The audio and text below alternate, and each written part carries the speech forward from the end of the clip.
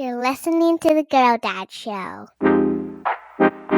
Welcome to Season 3 of The Girl Dad Show, where we explore the intersection of parenthood and entrepreneurial spirit. Join me and some incredible guests as we share tips and tricks for finding work-life balance and making a positive impact not only on the world, but also our families. Let's create a fulfilling life together. It's The Girl Dad Show, Season 3. Thank you for tuning in to another episode of The Girl Dad Show. Today is a special show because it is the Valentine's Day episode. And I am very excited to share with you the story of how I met Amy and found the love of my life. And so we will name the show aptly, So How I Met Your Mother. And it could be a fun show, as I don't know if I've ever really talked about the journey that Amy and I have been on. I've mentioned her throughout my parenting journey, as she plays a huge part in how we raise our kids and how I've been growing and developing myself as not only a professional, but as a parent. But I think it would be fun to share with you how we met and talk a little bit about the partnership that we have created over the last, how long has it been? Oh, this is bad. I'm putting myself on the spot. I think it's going on 7 years now. We'll be doing our 7-year anniversary this year. That's right. Aha. I do have it. And then we've been dating for 6 years before that. So, wow, long time we've been together. And it's a fun story. So I'd love to share that with you a little bit today and then talk about how I'm thinking about my development as a parent and as a working professional and things that I'm trying to incorporate based on, learning from Amy and developing and growing with her.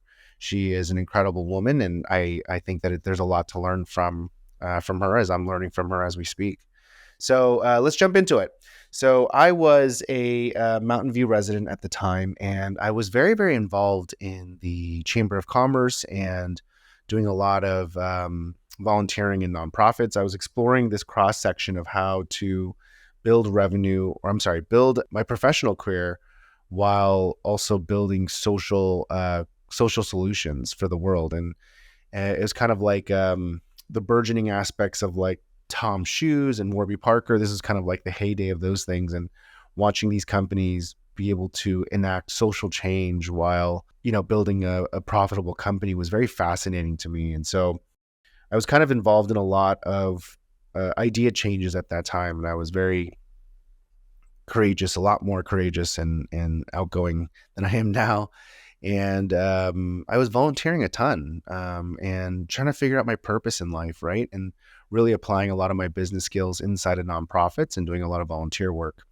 But very, very exploratory stage of my career. And it was very fun for me to be meeting Amy at that time because I was evolving so much as a human and just how I thought and who I was. And I think Amy was too. Amy had been a retail worker at a garden nursery called Yamagami's for her entire life. And I think it was her second or third job after being a cashier at like Fresh Choice or something.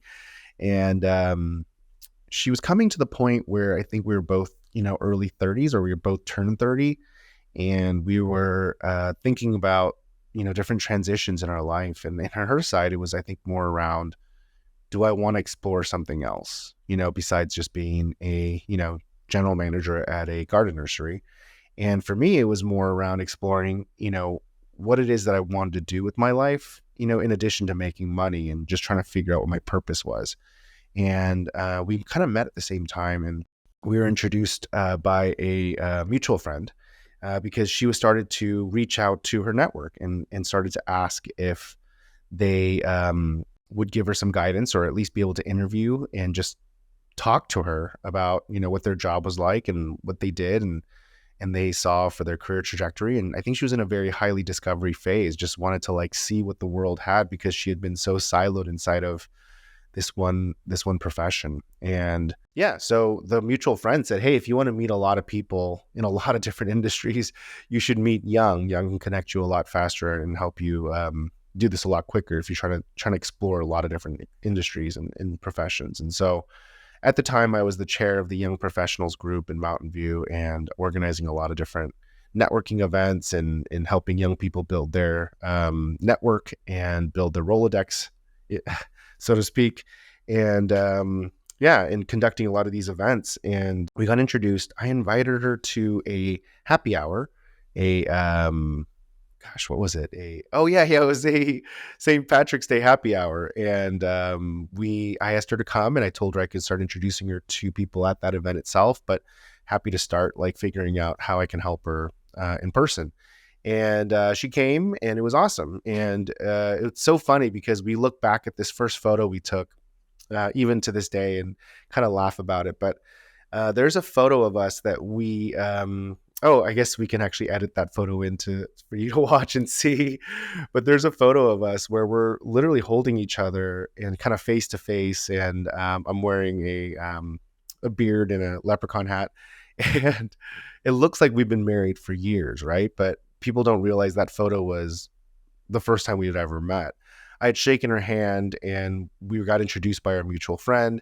We were just starting to talk about what her goals were and what she wanted to do.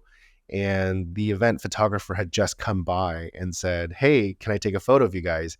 And my friend had his girlfriend with them. And so they basically coupled up, and they immediately like kind of like held each other. And so I looked at Amy, and I, brought her in, and I said, "Hey, would you be my girlfriend for this photo?" And she said, "What?" And then I just kind of pulled her in, and we took that photo. And that's funny. It's funny to me to think about that because I think it was pretty awesome move. That's a lot of riz, I guess the kids would say these days. But so this photo that we took that people think that is like something that's just funny of us, years into the relationship, was actually 5 minutes into the relationship. And that's how we actually met. And it was so fun because ever since that moment I met her that first night, I just knew. And it's so dumb because I'm such a pragmatist and such a data-driven person, but I always knew that I wanted something more with her. And I'm not entirely sure how I knew, but I think it was something about just her earnestness in, searching for something and being so transparent about the idea that she wasn't happy with what she was doing and was actively trying to solve for it. I think it was also the fact that she had a very balanced way of looking at the world, very easygoing and very calm, which was abnormal in Silicon Valley. And there was just a lot of little things. I can't pinpoint it exactly, but I just knew. And so I started to pursue her pretty aggressively. And I asked her if she would go on dates. I started talking to her, and she declined me so many times. It was so embarrassing. She said no to me, I want to say at least half a dozen times. And inevitably, I had to give myself some qualifiers, right? And say, how bad do I want this? And because she was obviously saying no. And I told myself I was going to try, really hard, and I wanted it pretty bad. And so I gave myself 9 really good times, 9 really good attempts, and I was going to stop after that. And I don't even know if she knows, but we made it to 6 attempts, and I just kept getting declined, and it was horrible. But I had 3 more attempts left, and I got her to finally go on a date with me. And it's really unfortunate because I actually lied to her. So through my research, I would try to find out what she was into, and, just by talking and then figuring out what her interests were. And then I would use that, to try to see if I can get her to go on a date with me. And then, I would fail miserably. And then I would, find another avenue, and I would try that tactic and then try that tactic. And then finally, through the course of different messaging and conversations, I found out that she was a runner, and she was going to go run Wharf to Wharf that weekend, which is a annual 6-mile run in Santa Cruz. And I just knew that was the way in. And I said, "Oh, that's so funny. I'm also running Wharf to Wharf, and we should just go run together. How about we meet here, and then we'll go together, we'll run it, and then we'll grab food afterwards, and then it could be like a date. It'll be really fun." And she actually said yes. She said, yes, that would be really fun. And I was freaking out because I don't really run. I had not run in a really long time. And I also didn't have tickets, and I tried to go buy one, but they're all sold out. And so I had to go on Craigslist and pay like 4 times the price for a ticket to buy it off of somebody that didn't want to run anymore, and or they were basically trying to leverage, the people that were buying late. And so I got myself a bib and a ticket and met her, and I ran the 6 miles with her, and it was glorious. It was amazing, and I got to spend some quality time with her and really start to get to know her better, and it was awesome. And then I proceeded to disappear for about a week and a half to 2 weeks because I legit could not move. I thought my legs were broken, and it was so painful, and I was just in so much pain. And even if I had talked to her and she had said yes to go out again, I don't know if I physically could have. And it was just such a painful experience. And so it actually ended up working in my advantage that I didn't reach out to her, because pursuing her so aggressively for, I don't know, like 2 or 3 weeks, and then all of a sudden disappearing after, going on a date run, I think it made her go, wait, where is he? And like, she started messaging me first and saying, are you okay? And that was basically, I think, very, very fortuitous for me, because I was able to, just by not being able to physically function or operate, build that bridge and build that mutual connection. And so the rest is history. And we started to date, and we started to go on a lot of experiences together. And eventually we, started to find things that were common, although we found that we were very opposite. And to this day, we're incredibly opposite, people, but we found a lot of commonalities and interest, and we kind of guided each other through this exploration of like who we were and what we wanted to do. And I'm so grateful. I'm so grateful, because I don't think that I would be where I'm at today if Amy wasn't there to counterbalance me. She is definitely my yin to my yang, and such a good mom and such a good wife and just a great human being. And everything that I'm not, she is. Well, that's kind of sucks, because that means I'm not a great human. Let me rephrase that. She's a great human being. Separate from that, we're so opposite. We're so different in the way we look at the world and how we perceive things. And although our goals are very similar, our end goals are very similar, how we approach those goals are wildly different. And it's so valuable to have that, right? And I think that when I think back to it now, that is what attracted me to her, is that I wanted my life to be balanced. I didn't want it to have too much logic and too much focus on money and superficial success, because I knew that it was, subliminally, I must have known that it was a dangerous game to play as well. And so I think just having her, be so focused on inner happiness and enjoying the moment, and, really exuding these characteristics that I innately did not have, would balance it out. And then obviously, in hindsight, it worked out really well, because my kids are growing up with such a balanced view of the world, right? They can see what it's like to, slow down and enjoy the moment, go gardening, nurturing things to, benefit weeks and months later. They can see how, patience and perseverance through emotions, how to handle, frustrating moments and how to talk through things. And then on the flip side, they're learning from me how to build something, and how much sacrifice it takes to build something, and how to think, in a different way, and, think above the grain or outside of the box, and how to push through hardships.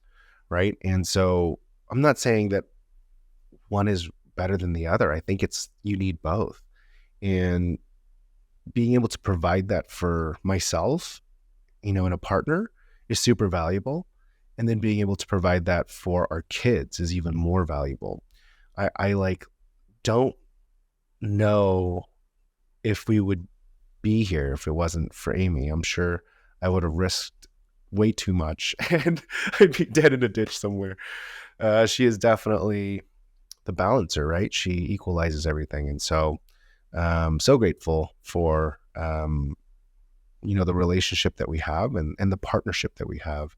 And I just, celebrate the fact that, we came from this race that I talked her into on my seventh try and was able to beat the odds and come in right two more tries left to burn before I gave up on her. And we're here now. It's a crazy thing to think about 13 years later. Yeah, it's wild. This episode of The Girl Dad Show is brought to you by you. We have been working very hard to bring you the best guests and content to the show and have been steadily growing month over month. And we're finally ready to start talking to businesses that want to partner with us to promote on our show. So if you know anyone that would be interested in having me promote their business on The Girl Dad Show, please email us at young@thegirldadshow.com. Thank you for your support and look forward to learning how to be a great parent together. That being said, I did inevitably tell her that I wasn't a runner, and I basically lied. And it's kind of fun because I think I want to say the first 10 years of our relationship, it was something that we did every year. Yeah, actually, I think it's like pretty much the first 10 years. We ran wharf to wharf every single year as kind of a commemorative anniversary thing. Running has been kind of incorporated into our lives because of that. And also because she just loves running. It's just kind of it's her outlet. It's her place where she thinks and unwinds and really starts to like just kind of like think through her stuff. And physically I think it's just her shtick. And so I try my best to be a runner as well, because if it's important to her, I try to make it important to me. And it's also how we met and all of those things. But I don't run as much as I need to, but I should probably start running again with her because those are good days. Those are really good days. Kids basically steal all your time. And we're kind of in a stage of our life where we're battling, to find the time together to do those things. And I hope that we're rounding the corner as we speak, because both of our kids will be going to school full time here this year, actually this fall. So next school year. And it'll be interesting because there'll be larger swaths of time that we can actually like focus in on going running or spending time together. So hopefully this stage of our life where we're constantly fighting for time together is going to ease up a little bit. And I'm sure it'll get easier and easier with each chapter of parenthood. But I will say that when we first met, we traveled a lot and we ran a lot. And it was the bond of, that thing that we did together. And it's really fun to think back to it now because we actually didn't have money because we were both early on in our careers. And so we would save, this is so cute. We would actually save $100 each. We'd put $100 into a jar every single week. And we would save that up to go on these little like low cost trips. And we would travel a lot, like once a quarter, we would do a big trip somewhere. And it's just so funny to think about that now. Those are good times. I mean, it's crazy. Yeah, it's crazy to think about how fast things have changed. But there was a time where we were, really budgeting every dollar that we had and trying to figure out how to make it all work and still like try to have fun and all of those things. And then now we have kids and bills and mortgages and all sorts of stuff. It's kind of crazy to think about how fast that's all changed, how fast we grew up. It was very simple. It was very simple back then, and it was very fun. And I'm so glad that I got to experience that. When I did propose to Amy, fun story, I did it at the end of a race. So just kind of like as a hallmark to our relationship and how it started, we decided to run a half marathon together. And I've never done a half before. I mean, the longest I've ever done was, a 6 mile or 10K. And so I decided to do that with her and then planned it out with some of my friends to help. And after the half marathon, there was an art and wine festival in Livermore. And we basically staged it with one of the vendors to give us a cookie because she was in a cookie club. And the cookie's name was called Marry Me Cookies.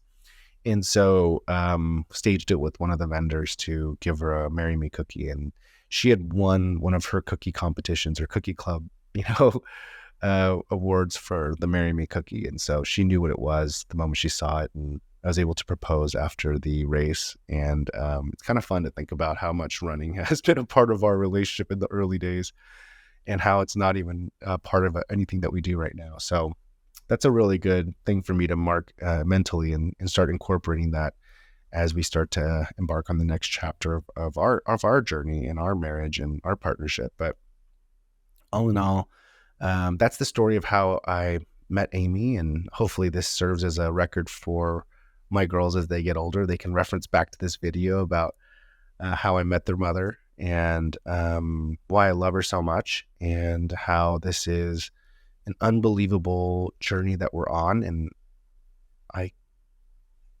don't know if we would even be half as successful, half as full of love and emotions and heart if it wasn't for her, and how much joy she brings into, you know, the family and the relationship and the partnership. And I just can't imagine a world without her, and doing this without her.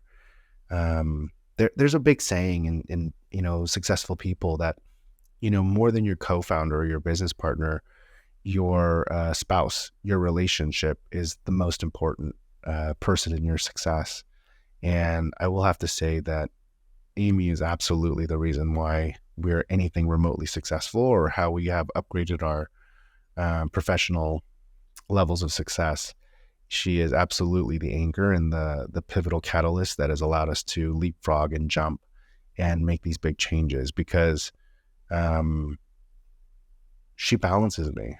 She completely balances me. And it's an incredible thing to think about, because so often I look at it in the day to day and I don't really zoom out, but on the day to day, it feels like she slows me down, you know, because I'm trying to build something faster, and I have a lot of financial acumen and business acumen, and she doesn't. And so I get the sense that she is. But when I sit here and talk to you about it as a reflection of our journey so far, I'd have to say that I think that she actually speeds me up. I don't know if you can go through this journey without a good partner, because it's so hard and it's so lonely and it's so scary. And without the person that can support you when you're down, believe in you when you got your, you know, teeth kicked in,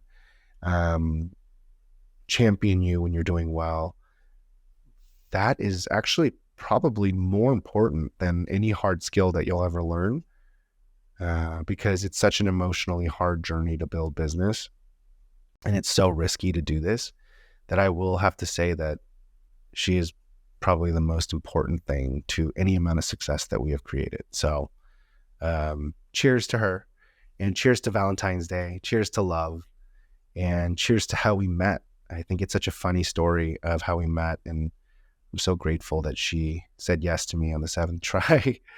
And we have this wonderful family together with these beautiful girls that I love so much, and this beautiful life that we have. And it's such a great reflection to think about her. And I just need to do a better job in this next chapter of, you know, reinvesting into what we have, because we had some really fun times, and I still think we have fun times, but we're definitely hyper investing into my dream of building more time freedom. And she has definitely been sacrificing and bearing the weight of it much more than I may have realized until this literal moment that I'm talking to you about it. So when she gets home, I'm going to talk to her about it and really try to focus on how we can veer the ship back to normalcy, because I feel like I had 3 or 4 years to build, and I'm feeling very satiated with how far we've come. And when I think about it, you know, we don't need to do this for any more years. We could probably start tapering this off and evening it out. Yeah, this was awesome for me. Thank you for tuning in and letting me unload on this. This was real talk here, really sharing some deep stuff, but or at least uncovering some deep stuff for me. But the story I wanted to share with you is just how I met Amy. And I would love to hear how you met your spouse or your significant other, and how they have impacted your journey. And please share those stories. And if you have any questions for me, I'd love to answer them.